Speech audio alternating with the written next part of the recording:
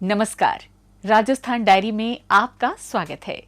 राष्ट्रीय गीत वंदे मातरम के 150 वर्ष पूरे हो गए हैं। इस अवसर पर राज्य सरकार ने जयपुर में राज्य स्तरीय कार्यक्रम का आयोजन किया।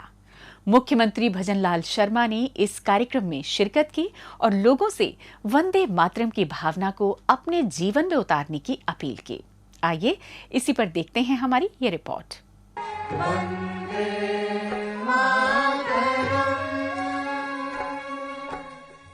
राष्ट्रीय गीत वंदे मातरम के 150 वर्ष पूरे होने के उपलक्ष्य में प्रदेश सरकार ने जयपुर के सवाई मानसिंह स्टेडियम में राज्य स्तरीय कार्यक्रम का आयोजन किया।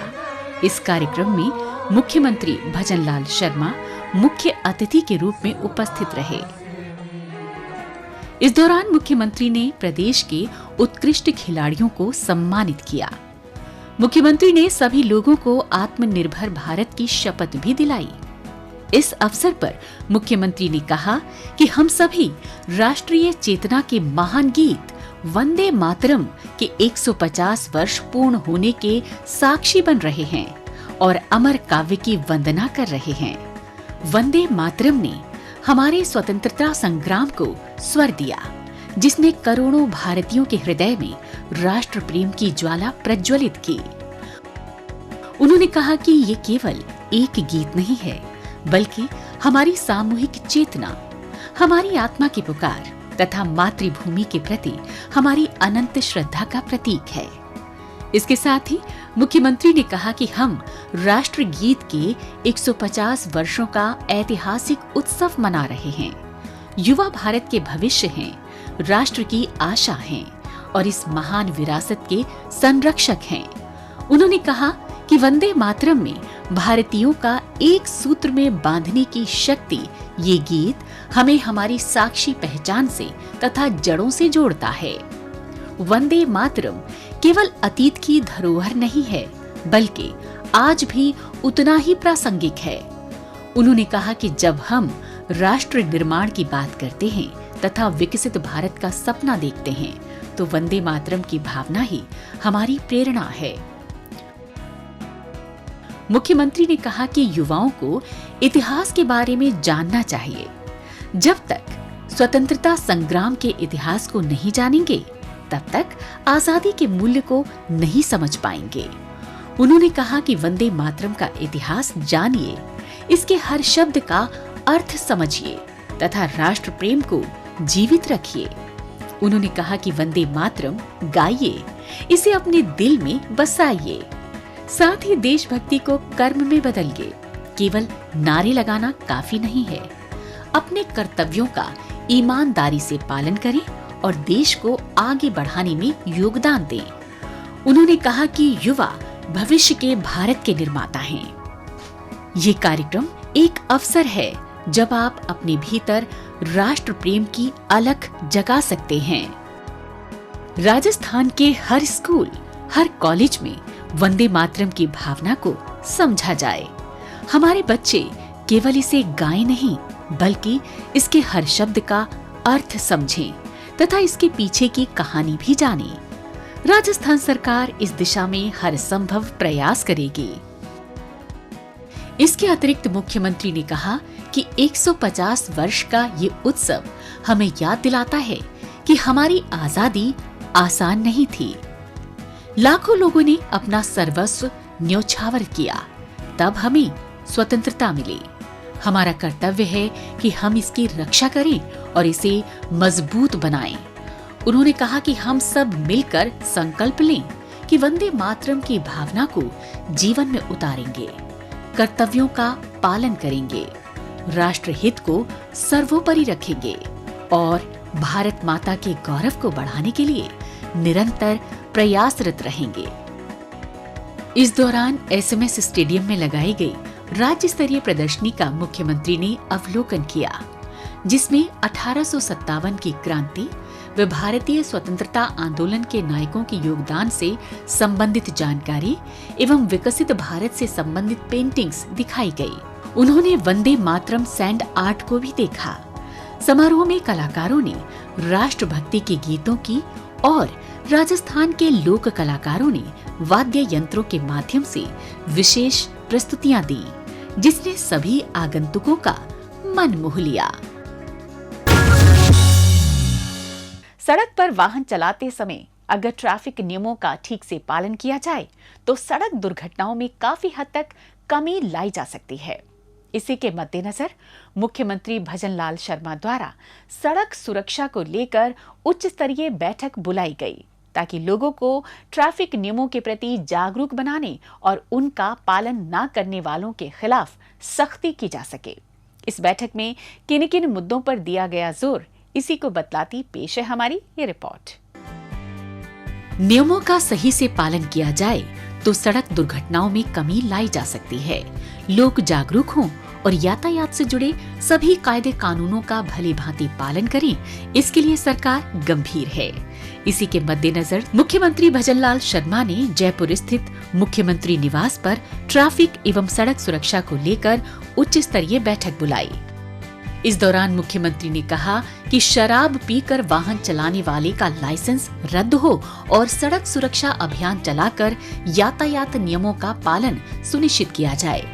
साथ ही उन्होंने जिला सड़क सुरक्षा समिति की नियमित बैठक नहीं लेने वाले जिला कलेक्टर से जवाब लेने के लिए निर्देश दिए। उन्होंने कहा कि भारी वाहन लाइसेंस नवीनीकरण के समय प्रस्तुत की जाने वाली आंखों की जांच रिपोर्ट गलत पाए जाने पर उसे जारी करने वाले संबंधित डॉक्टर के खिलाफ अनुशासनात्मक कार्रवाई की जाए। मुख्यमंत्री ने परिवहन और पुलिस विभाग को निर्देश दिए कि ओवर स्पीड के बार बार चालान होने पर वाहन चालक का लाइसेंस निरस्त किया जाए। उन्होंने सड़क सुरक्षा अभियान के तहत प्रदेश में राष्ट्रीय व राज्य राजमार्गों पर अवैध कट को शीघ्र बंद करने के लिए अधिकारियों को निर्देश दिए। इसके साथ साथ मुख्यमंत्री ने NHAI के अधिकारियों को राजस्थान में भारतमाला राष्ट्रीय राजमार्ग और दिल्ली मुंबई औद्योगिक कॉरिडोर के किनारे समस्त अवैध निर्माणों व ढाबों को शीघ्र हटाने के निर्देश दिए।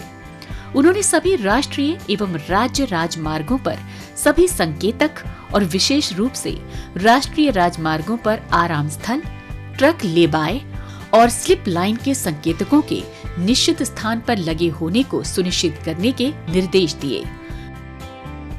उन्होंने कहा कि हाईवे पर तय स्थानों को छोड़कर वाहन रोकने वाले चालकों के खिलाफ चालान की कार्रवाई की जाए और इन कार्यों की निगरानी अतिरिक्त पुलिस महानिदेशक स्तर के अधिकारी करें। इसी क्रम में मुख्यमंत्री ने चिकित्सा एवं स्वास्थ्य विभाग को निर्देश दिए कि दुर्घटना की स्थिति में घायलों को एडवांस लाइफ सपोर्ट एम्बुलेंस के जरिए तत्काल अस्पताल तक पहुंचाया जाए। आइए अब डालते हैं एक नजर कुछ और खबरों पर। हाल ही में मुख्यमंत्री भजनलाल शर्मा ने उदयपुर का दौरा किया। इस दौरान मुख्यमंत्री ने शोभागपुरा स्थित एक होटल में बिरसा मुंडा की 150वीं जयंती पर डूंगरपुर में प्रस्तावित राज्य स्तरीय समारोह की तैयारियों की समीक्षा की। इस अवसर पर मुख्यमंत्री ने कहा कि राज्य स्तरीय कार्यक्रम में जन भागीदारी को प्राथमिकता दी जाए और विद्यालयों, महाविद्यालयों, सामाजिक संगठनों को सक्रिय रूप से जोड़ा जाए। साथ ही छात्र छात्राओं को बिरसा मुंडा के जीवन, संघर्ष और बलिदान के बारे में व्यापक जानकारी दी जाए। बैठक के दौरान मुख्यमंत्री ने निर्देश दिए कि विभिन्न जनकल्याणकारी योजनाओं का लाभ पात्र व्यक्तियों तक पहुंचना सुनिश्चित किया जाए। उन्होंने जनजातीय क्षेत्र में सरकार की उपलब्धियां बताते हुए कहा कि जनजाति आवासीय विद्यालयों में मेस भत्ता तथा माँ बाड़ी कार्यकर्ताओं के मानदेय में की गई वृद्धि राज्य सरकार की संवेदनशील नीतियों का प्रतिबिंब है। राज्य सरकार ने जनजाति क्षेत्र के उत्थान के लिए अनेक महत्वपूर्ण निर्णय लिए हैं।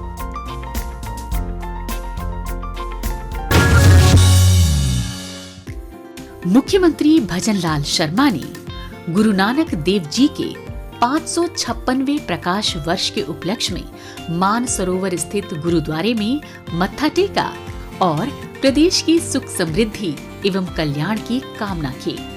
इस अवसर पर आयोजित कार्यक्रम के दौरान मुख्यमंत्री भजनलाल शर्मा ने कहा कि गुरु नानक देव जी ने सभी को सत्य, प्रेम और मानवता का पाठ पढ़ाया तथा जात पात, ऊंच नीच के भेद को नकारते हुए सभी को एक समान माना।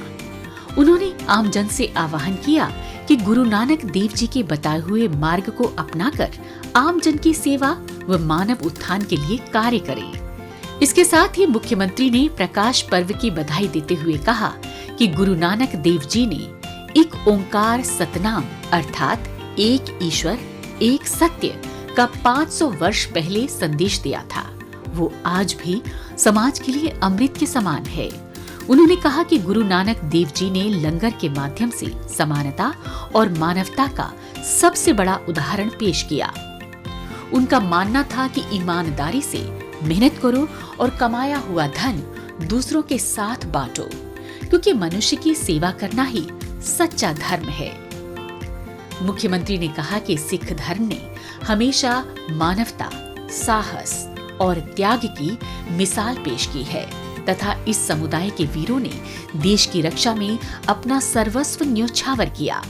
उन्होंने कहा कि राज्य सरकार सिख समुदाय के कल्याण और विकास के लिए प्रतिबद्धता से कार्य कर रही है।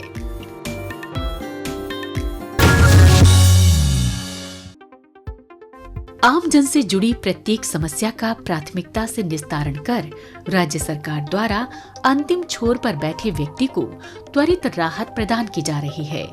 मुख्यमंत्री भजनलाल शर्मा द्वारा नियमित रूप से की जा रही जन सुनवाई इस दिशा में एक सार्थक कदम साबित हो रही है। इसके माध्यम से मुख्यमंत्री परिवादियों से सीधा संवाद कर उनकी परिवेदनाओं का मौके पर ही निस्तारण कर रहे हैं। इसी के अंतर्गत मुख्यमंत्री भजनलाल शर्मा ने जयपुर स्थित मुख्यमंत्री निवास पर नियमित जन सुनवाई की। इस दौरान मुख्यमंत्री ने कृषि, गृह, राजस्व, सिंचाई, परिवहन, पशुपालन, जयपुर विकास प्राधिकरण, नगर निगम, शिक्षा, चिकित्सा, पेयजल, मनरेगा और ऊर्जा सहित विभिन्न विभागों की आमजन से जुड़ी समस्याओं को सुना और उनका मौके पर ही निराकरण किया। उन्होंने जनसुनवाई में आई महिलाओं, बुजुर्गों और दिव्यांगजनों की समस्याओं को सबसे पहले सुना। इस अवसर पर मुख्यमंत्री ने कहा कि अंत्योदय के लिए राज्य सरकार प्रतिबद्ध है और अधिकारी लोगों की समस्याओं का प्राथमिकता के आधार पर निराकरण करें। मुख्यमंत्री ने कहा कि जनसुनवाई में परिवादी अपनी समस्या के समाधान के लिए प्रशासन से बड़ी उम्मीद रखते हैं। ऐसे में अधिकारी पारदर्शिता और जवाबदेही से काम करते हुए लोगों को राहत दें। उन्होंने अधिकारियों को निर्देश दिए कि वो नियमित रूप से स्थानीय स्तर पर जनसुनवाई करें, जिससे आम जन से जुड़ी प्रत्येक समस्या का निराकरण किया जा सके।